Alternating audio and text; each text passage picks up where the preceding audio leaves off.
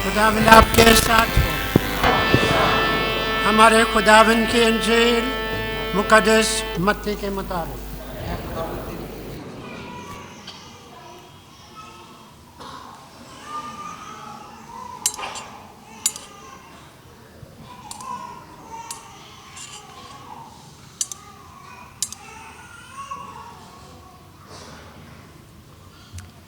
उसका 29 बाब, उसका 23 बाब 1 ता 12 आयात।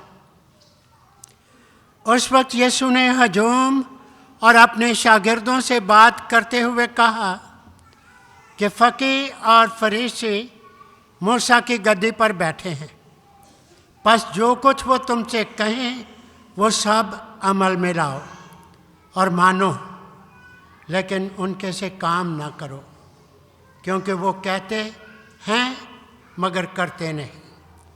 वो ऐसे बोझ भारी जो उठाए नहीं जाते बांधते हैं और लोगों के कंधों पर रखते हैं, लेकिन आप उन्हें अपनी उंगली से भी हिलाना नहीं चाहते।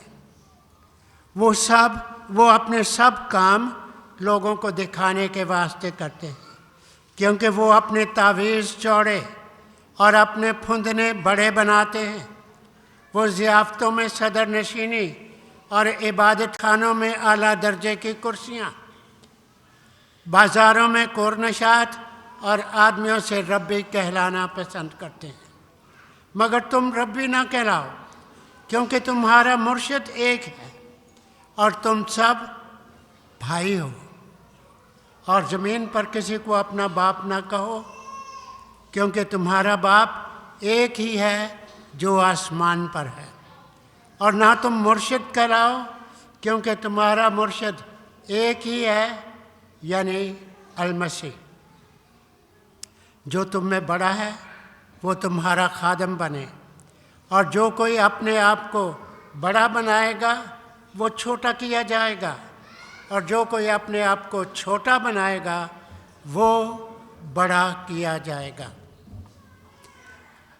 अंजील मुकद्दस के वसीले से हमारी खताएं मिटाई जाए।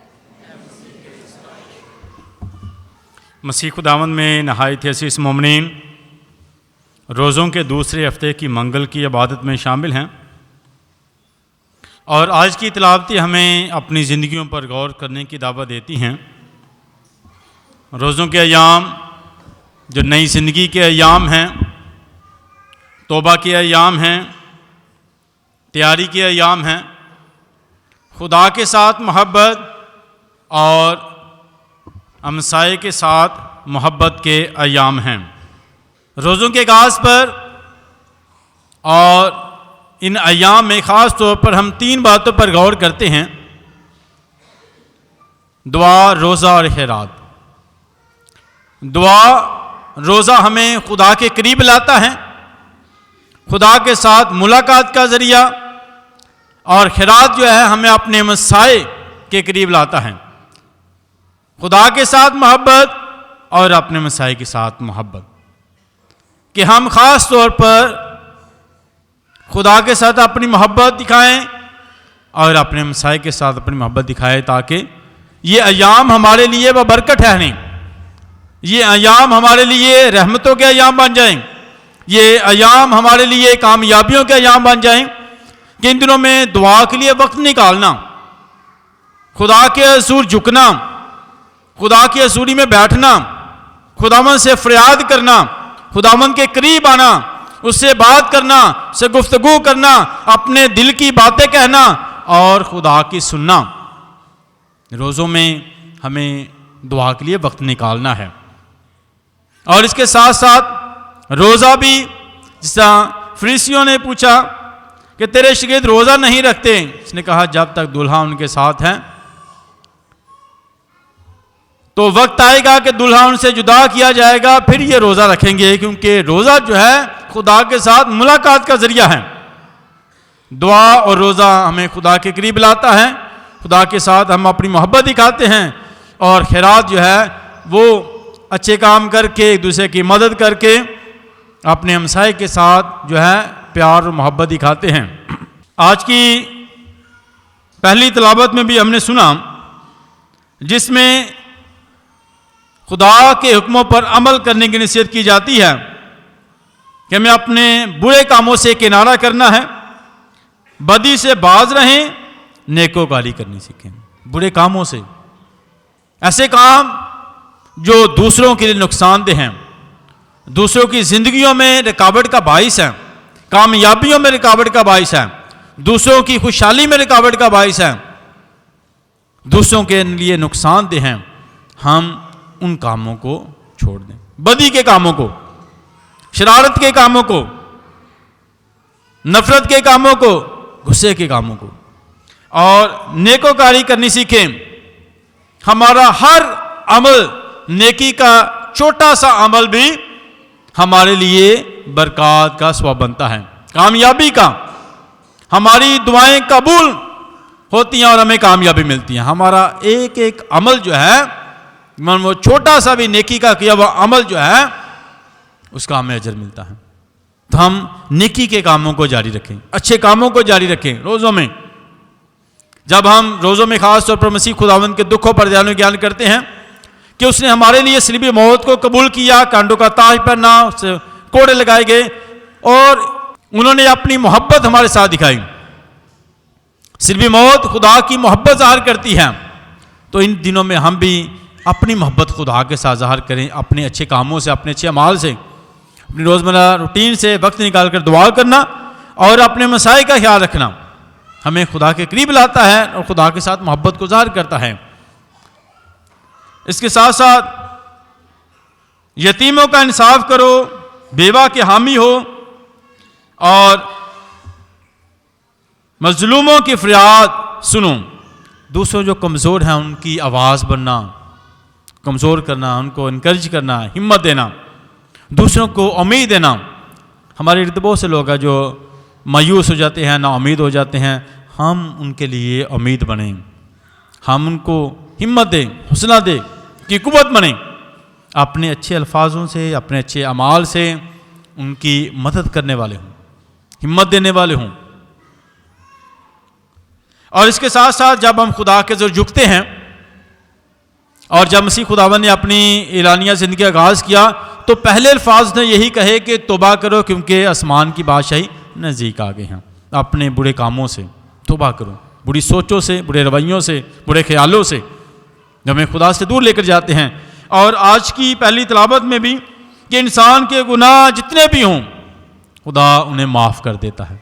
जब इंसान अपने गुनाहों को कबूल करता है, माफ़ी मांगता है, इतराफ़ करता है, तौबा करता है, तो खुदा हमारे गुनाहों से हमसे दूर कर देता है।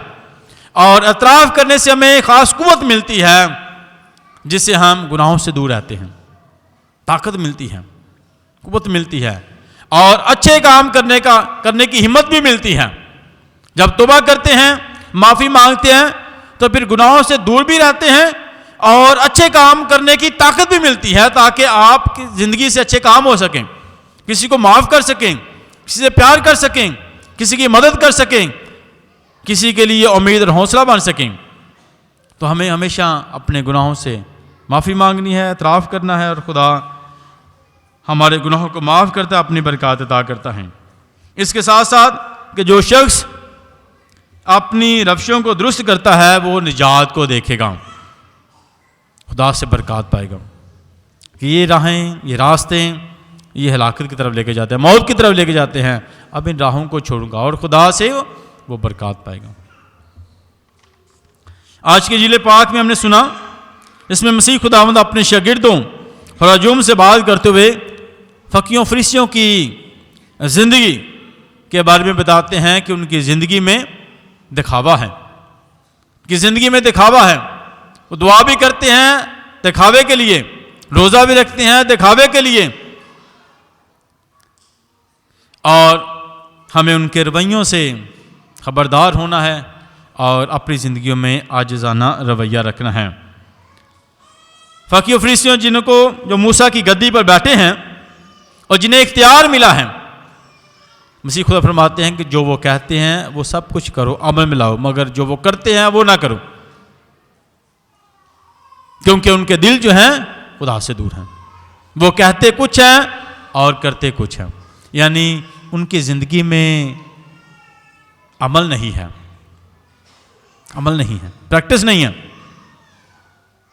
और अच्छा रहनुमा वो है जो अपनी ज़िंदगी से सिखाए, अपनी ज़िंदगी से एग्जाम्पल दे, अपनी ज़िंदगी से जो है दूसरों की मदद करें।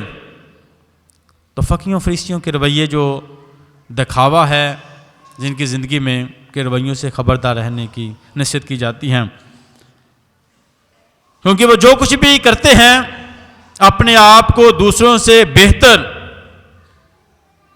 गिनवाने के लिए, बताने के लिए कि हम दूसरों से अच्छे हैं, बेहतर हैं, और हमेशा आला दर्जे की कुर्सियाँ और सदर नशीनी जो है वो पसंद करते हैं। तो मसीह खुदा फरमाता है कि हमें अपनी ज़िंदगी में बड़ा बनने की ज़रूरत नहीं, बल्कि छोटा बनने की, क्योंकि खुदा को छोटे लोग पसंद हैं, आजिज़ लोग, अलीम लोग, जो अपने आप को मार देते हैं।